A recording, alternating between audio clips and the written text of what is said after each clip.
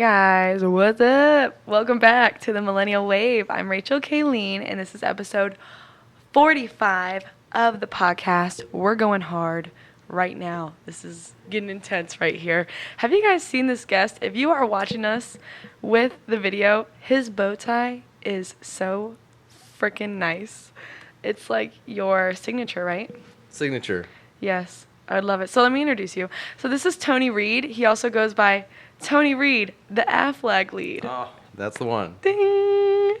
Has like a nice little ring to it, right? I love it. And he's an insurance broker. So tell me again, you've been doing that for about a year? About a year. Okay. Yep. And I love it because I feel like we obviously have a lot of entrepreneurs and we have all different types of guests on this podcast. We just had someone who's an announcer for the River Cats. So there's all different variations. And I'm definitely excited to hear about you because as we were talking about before we started the podcast, that there's a lot of insurance agents that aren't really independent, but you are, and you kind of have more of that entrepreneurship feel where you have a lot of responsibility and you have to step up as a leader, as a independent individual. Certainly, yeah. And get the job done. Done. So talk to me. So what made you want to, this guy is so funny, guys. Like, this is amazing. He was saying, I wasn't like in second grade with animal crackers in one hand and then crayons in another, thinking I want to be an insurance agent. So I'm curious, what made you want to be an insurance agent?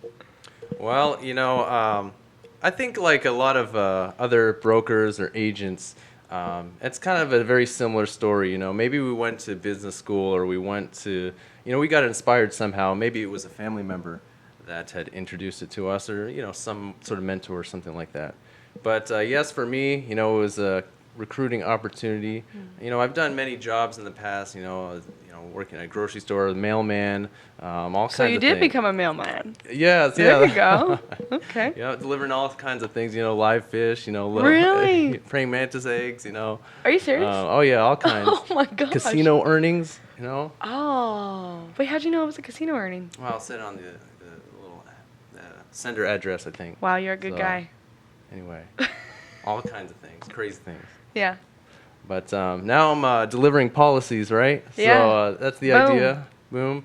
And my niche is health insurance. And, like you said, Rachel, with an 1A, right? Yeah? Yeah, that's correct. That's 1A, not 2 A's, but the other one was taken. Oh, yeah. I'm going to have to message that girl, but go ahead. Oh, okay. Yeah. So, well, there's two kind of elements of, being an insurance agent. You can be an agent where you're captive to a company and, maybe you have, sort of a quota or, a certain kind of business format where you're not as independent as you could be, or you could be a broker where you can sell other products than the initial company you're signed up with, that you're contracted with. And that's what I am. I'm a health insurance broker, and so I do many products. Aflac being one, of course, we've all seen the commercials, but I also do Medicare as well, and so that's for folks 65 and older, different types of products and plans for, their health needs. So why, from someone like myself who has gone from job to job to job to job to thing, that's me. That's how I was. Like getting older and growing up and stuff, I would always want to try new things. How did you decide on sticking with something like insurance? Because there's a lot of people that are in the same situation that really aren't sure what to do. What kind of inspired you to want to do something like that? Was there some type of like end game in mind, or was there maybe something that you saw that someone else had in the same industry that you wanted? Well, certainly. I think when the opportunity came about, and I was studying for the test, 52 hours for life and health. I did a lot of networking. I really hit the ground running, and meeting all sorts of people, mentors, people in the area. Sacramento as a whole, Northern California. There's so many people that had I saw maybe the cars that they drove, or the wealth that they had that they were able to take care of their families with. Just the opportunities to travel and do all kinds of things, and I really was inspired to pursue that headlong. I love that. And so, I had a few different mentors kind of in this journey, and ended up switching offices, kind of finding my way, really the hard way. It's not easy, but kind of going about this journey in insurance, really seeing, how, products that I offer can help people and really impact their lives, really, improve their health, maybe prolong their life and be able to spend more time with their family members. I really saw how important it is and, how validating it is to go about this field. Did you know that you already wanted to be a business owner? Like, did you know that you wanted to be an entrepreneur and have that type of lifestyle? Or was it more so that insurance or the industry or the people that are in the industry that you're around? Did you finally see what they had and was like, I want that? Or did you already know that you wanted it? You just didn't know how you would get it? Oh, that's the last bit that right there. That's kind of how I would phrase it. I always knew, Rachel, that I wanted to be a business owner. Even going out of high school, I just didn't know quite what that could look like. I didn't know, would I have to have employees? Would I have to have a brick and mortar? And get all this legal stuff, get my ducks in a row essentially. Mm-hmm. But when I started, going to, college, taking classes. Originally I wanted to go into cinematography. I really liked video. But my uncle had advised me, well, get a business degree and then you can apply that to, that later on. You'll have more opportunities if that doesn't go as planned. So, I got that degree and, all those classes, accounting and tax law and, all sorts, marketing. I kind of figured out what parts of business I liked, and I knew, I wanted to be a business owner someday. But then when this opportunity came about, and how independent you could be, and how it's really just, going by how driven you are. That's really how I knew this was something I can really do, and something I can pursue. Do you see a big turnover rate? Oh.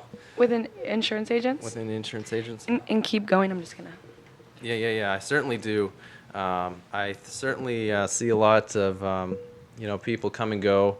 Not just in my own office, but people that that maybe they'll get halfway through the licensing, and they might not get their full license, or they'll move offices, just because it is really difficult. Sometimes it's 100% commission, and if people aren't used to that, then they'll just die out, and it's really hard. Maybe they might go back to it later, but yeah, with turnover, people either leaving the industry or switching companies, it doesn't work out, or maybe they get a different license. Instead of doing life and health, they'll do property casualty, so kind of your Farmers, Allstate, State Farm. Yeah, those guys. No, I'm just kidding. Any of those sound familiar, Yeah, definitely. You are a part of a big company, as with the other ones that you mentioned. They're both really large businesses. But I'm curious. So you mentioned, obviously, there's a lot of turnovers in any industry that's all commission. Yours is all commission, correct? Mm-hmm. Okay. How do you go from having so much security to all commission? How would you encourage someone to do that? Because my mom had a boyfriend when I was growing up, and he's in sales, and he went from a really good paying job to all commission. He would tell me, because once I started getting into sales myself, he's like, I was so scared to go to all commission because I felt so safe and secure with a base salary, with base pay. And he said, but it's the best decision I ever made. And I'm curious to know if you feel the same. I do feel the same, and I don't know exactly where his mind was at, and I've definitely felt the fear and, the worry that he has, and many people in our city have, that have made that commitment, that leap to 100% commission. Is crazy, but, I've made it happen, and, I haven't done it as perfectly as others, I might have had to, find, little side jobs, at doing, yard work for a neighbor, or, even working at an ice cream shop here and there, all kinds of, things to make ends meet, to really, show I'm committed. And I'm not really proving it to anybody except myself that I really want to, pursue this dream, and, how a career in insurance can come to fruition, because I've seen it, and, it's really special for others. And hopefully one day, if I keep pursuing this, 5-10 years, I can see that, that end goal. I like how you have the vision of the long term, the end game.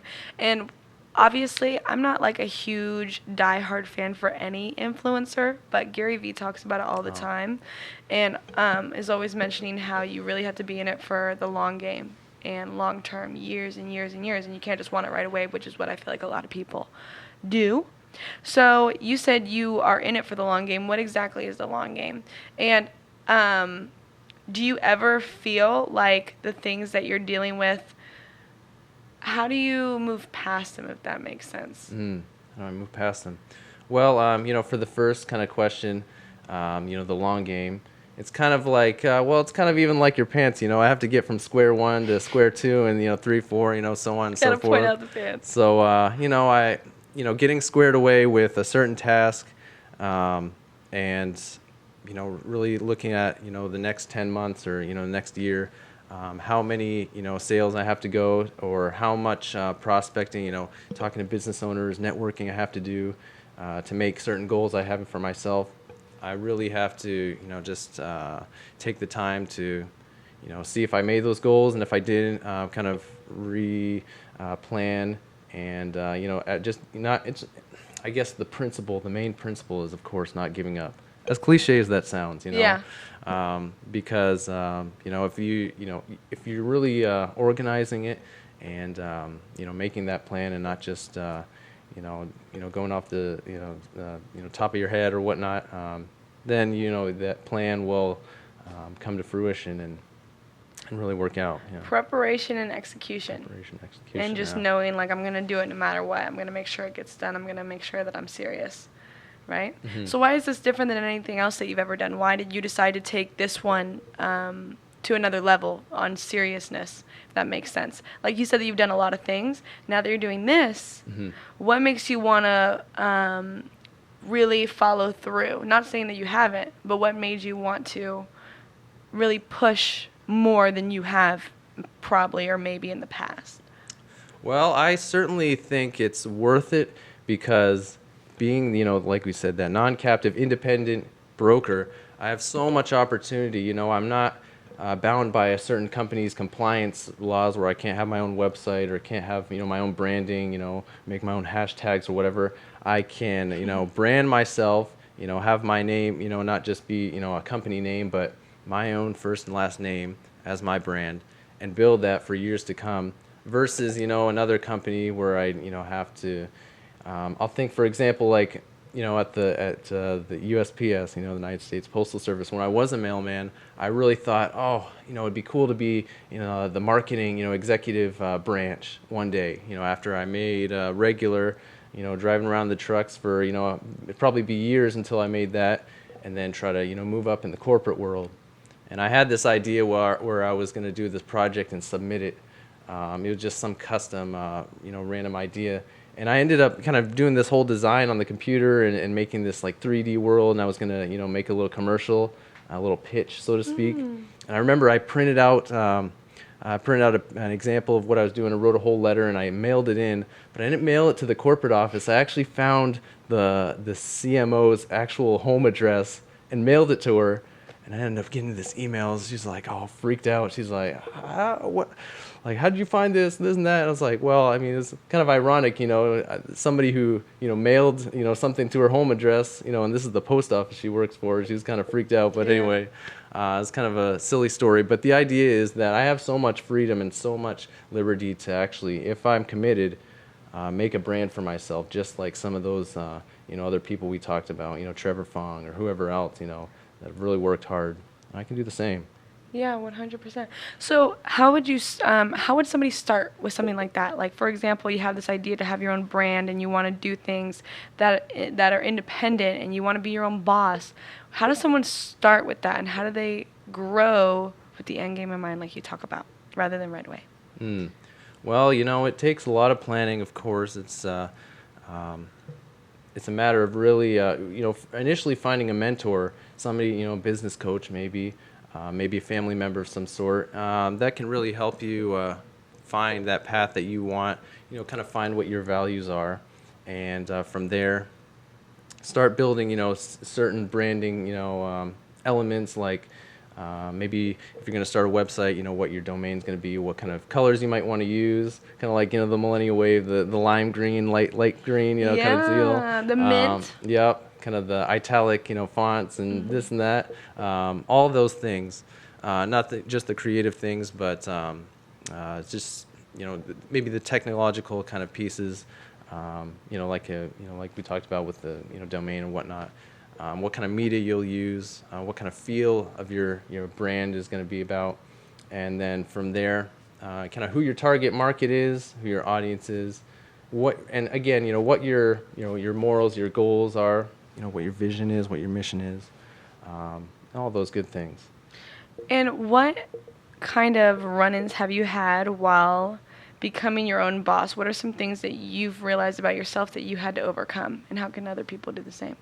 Oh, certainly. It's been a pretty rough year. I won't sugarcoat it, and one of the hugest things, it took me a while, Rachel with 1A, to really figure out what the core of this issue was, because I'd be going into businesses left and right, prospecting, and whether the response was good or it was like it was really poor, I would always have to, I might feel kind of like this shame, or this sadness, kind of like, some anime character that just lost a fight and his girlfriend, on the same day, So I really had to look deep inside, and what I found was I really struggled with kind of my self-worth, that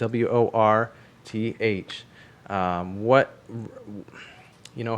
how I really viewed myself, and was I really worth, doing all this? Was I worth somebody else's time? Like, am I worth your time? It's like, I got to really tell myself and ask myself these things. And so that was probably the hugest thing. It really bled into so many facets of my business, with communicating to others, or, spending certain, dollar amounts on marketing or whatnot. It was just really huge. And I kind of, I'm still kind of struggling with it, or kind of empowering myself to figure out, how to view myself, and how to really see my self-worth every day, when I wake up, just like you do as well. How do you start creating habits that will help you do that, build that confidence? Kind of like you mentioned, with the bow tie and such, I really try to dress professional, every day, even if it's the weekend or whatnot. Sometimes not as much these days, but I really started doing that initially, because I just thought it was important, just to see yourself, even out with friends sometimes, after the workday was done, just to know that you mean business, and that you're really gonna go headlong in whatever you do, to show to others that your impression is what you're proving to them. Yeah, and I love that too, because I feel like if you're constantly in a state of trying to get better and become this person that you have kind of painted yourself in your head as, you are going to ultimately sculpt that person. Like, for example, one of the things that they highlight in Tony Robbins' reels is I freaking sculpted this Tony Robbins guy. I created him. I thought him, and then I was him, like, type of deal. You know what I mean? And I just feel like that's so true. If you want to be this person that you believe you can be, you have to dress the part, you have to talk the part, you have to be the part, you have to think the part, you have to grow into that part. So I love how you do that, because that's important. You know what I mean? Certainly. So what else have you learned on your journey? What kind of habits have you created that have taken you from an employee to an independent business owner and an entrepreneur? What are some transitions that you had to make, and things that you had to change in order to not have that employee mindset? Yeah, to not have that employee mindset. I don't know. I think as an employee, sometimes we might get afraid of our boss, or afraid of being late, or afraid of this and that. That all goes away when you're on your own, and you're making it happen in the business world. And so I really had to, at first I actually was pretty good at, stepping up my game, and, waking up early, and going out and making a habit of that. That was pretty good. And really seeing a value in networking. I remember when I was in this startup once, and I would go to networking events, and I felt like some of the people weren't as genuine, or it was just kind of more a social event, and I didn't really believe in it much at the time. But then when I really started doing it more and more this year, I saw the power, and you know, in the follow-up especially, you know, meeting up with people later, and establishing those partnerships. And that's one thing I learned, that it's really important. And I've made so many connections with different people, either in the insurance industry or maybe in kind of health and wellness. People in almost quite like local political, positions with chambers of commerce, or local government, things like that. And so really seeing everybody as a resource, everybody is somebody I could potentially connect with, has been key. And from there, collaborating and starting new projects, it's definitely been a learning experience for me. Yeah, and when you were first starting and even now, you mention a lot about going out there and making it happen. Networking, finding people, making connections, going and knocking down some doors, doing whatever you have to do to make it happen. How does someone, even the whole part about you following up, it seems so simple, right? Like, obviously you should follow up. Obviously you should be going out there, getting your name out there, but most people don't, because they're not willing to do what it takes, or they just don't want to go and look for the resources, even though they're right there in front of them. Mm-hmm. How did you figure out how to generate business, follow up with people, say certain things? Did you learn it all from the business that you're in, or did you have to actually learn some things by yourself? Is there a certain mentor that you have, somebody that you watch, somebody that you listen to? And how did you kind of create that process for yourself that would set you up for success? Yes, I remember my insurance buddy, and I haven't given him a lot of credit, but we're really close. He's with the company New York Life, and I remember he kind of introduced me to one of the more popular business networking groups I go to now, the Business Builders Club. And so he reached out to me. We met in Yuba City. He's like, you should come to this event. And so finally I did. It was in Roseville. And, it was kind of one of those deals where you get up and, pitch for about 30 seconds, 60 seconds. And I remember after that, he gave me a call and he said, now, Tony, all those business cards you have, small little stack, call every single person, or text or email. And it was just, it's just a matter of doing it, kind of like, whoosh, Nike, right? You just have to do it. And you have to kind of mentally hold yourself accountable sometimes. Sometimes when you really just don't want to call that person, that number that you need to get connected with, you just have to, mentally push past that barrier, no matter how much, how uncomfortable it might feel, or, if you're just not in the mood for it, you really have to just kind of push forward and make it happen. There's no real kind of way to do it, or to learn it than just to do it. It's kind of, what they say, right? Mm-hmm. You just do it? Yeah. Right? That's what they say, right? I think so. I think that's what everyone says because it's so popular. But it's very true. It's simple, but it's true. And I was even saying, following up, calling people, we all know we get business cards because we need to call these people. But no one does it. What's simple to do is also simple not to do. And that's one of the things that I've learned as well. And the fortune's always in the follow-up, because there's been times where I didn't want to call people, and there's been times where I didn't want to approach people, there's been times I didn't want to reach out to people.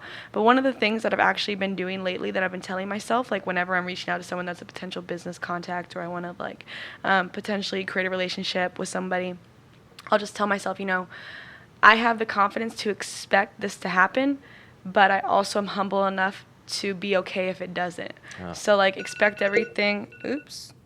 Oh my God, excuse me. I am so embarrassed. My alarm just went off. I'm so sorry. But expect everything but be disappointed by nothing. So I feel like having that confidence, but then also knowing that it's not going to make or break you or your business, because I feel like people get so caught up with talking to these big people and these entrepreneurs and these leaders and these people that just seem so out of reach, or just these big business contacts that we never really are sure are going to happen. Like, oh, no way, they're so out of my league.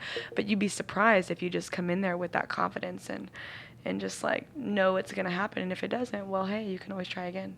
So surprised. And, Rachel with 1A, I've been so amazed with how many people I've met this year, kind of like, Mikuni Sushi, right? I met Tara Mikuni at an open house. Oh my that God, was crazy. So cool. Nick Sadek and Bill Sadek with Sotheby's International Realty and cool. Sadek International, or Sadek Real Estate. and many others, just kind of moguls, business, powerhouses, and it's kind of it's back to that long-term plan that people that I could become if I really put my money where their mouth is, or just put my mind to it, even so, absolutely. Yeah. Do you think that being around people like that really inspire you to take more action and get to where they are? It certainly does. It's kind of like the idea you're the average of your 5 closest friends. The people that you're around will definitely influence you, hopefully in a positive way, and so that's really your decision. But yes, really seeing their success and their failures as well, that could be very valuable as well. Their mistakes and learning from it. It's important to me, and it's really helped me this year. Yeah, and I want to know too, because obviously now that you're an independent business owner, what are some things I always talk to people about habits that you needed to create to get to where you are, what are some successful habits that you practice? I want to know, what things were you doing in your life prior to being an entrepreneur that you had to cut out and stop doing once you realized, oh shoot, now I'm like totally responsible. And I feel like you've always been that type of person. Like I just kind of get that vibe. Like you're very, like you are organized, you take action, you're probably like very on top of things. But I want to know if there's any things that you were doing in your life prior to what you're doing now that you had to stop doing, that you felt like, okay, I need to like change this up. I need to make a change. I think one of the things was for actually practicing organization. I initially before this I maybe wasn't as organized, and wouldn't keep certain documents or folders, papers all neatly, and that was definitely something I had to practice and make happen. Staying organized and putting everything where I can find it, and then really just having that neat, nice space will kind of, it just makes you feel better, and it makes you feel more professional, doing what you're supposed to do. But other habits, what would you even say, for example? Just waking up earlier, having a schedule where you tell yourself what times you're going to work, having a complete to-do list of things that you need to get done, constantly going out and making connections. And it's not just for fun, like when you want to do it, you have to do it. I think it's more so just forcing yourself to do things that you normally wouldn't if you were an employee, because most employees, what do? We go to work, we wake up, we get ready, we go to work. Maybe we do something after work, like go to the gym, or we have like a certain thing that we do, meet up with friends, and then we go home, watch TV, get ready for bed, and then do it again, and again, and again, and again. But with a business owner, it's always different. And I feel like I had someone on the podcast, he's a good friend of mine, his name is Christian Flores, and his mindset is like through the roof. He's younger than me, and he's just a total boss. But he always talks about, don't treat your business like a business. Treat your business like a job. Don't do the things that people in a job do. Don't have those habits, but go there, clock in, do your work, get it done, and then clock out. That's what he talks about, because that consistency will end up giving you results, no matter what. No matter what. Yeah. Yeah, So that answered your question, but sorry I was long-winded. No, a lot of those things, really making, lining up the numbers, how many calls you need to make, and really executing that. I think millennials, this being the millennial wave, maybe we're not as used to, or weren't growing up used to, calling as much, with texting and such. So maybe sometimes people are hesitant to call, and for that was a little bit true for me, and I'm a lot more comfortable with it and enjoy phone calls. It's definitely more effective in certain cases, and so making those phone calls, or having to call back, checking the voicemails, all that, things like that. And I noticed that when we were talking, because we talked on Instagram and then we took it to text. But you said, "Is there a good time I can call you, that I can get a hold of you?" And I was like, oh, he's a caller, huh? You know what I mean? Because like most people won't call. They just won't. And I like that, because I feel like so many people are scared to talk on the phone. Even myself, like any type of sales job that I've had, oh my God, I was terrified. Hi, is this blah, blah, blah? Yeah. Like I just would get so nervous. And then now I prefer to talk on the phone. Like if it takes me too long, I'll just be like, okay, I need to call this person because it's taking way too long. I do not want to text this person. You know what I mean? Certainly. So, and especially with business relationships, like, come on, you gotta talk on the phone, and then you can take it to text once it becomes a little bit more casual and whatnot. But phone calls are everything. So definitely agree. But I want to know a couple more things before we end. Now that you have your own business, has your vision for what you want to create and who you want to be gotten bigger? It's gotten bigger, certainly with some of the partnerships I've made, and kind of the different things I've been passionate about. People I've met and kind of shared their story. Have kind of thought of partnering up in certain ways, and one of those ways was with a woman I met, and kind of co-founding this public speaking platform called the Women's Leadership Conference.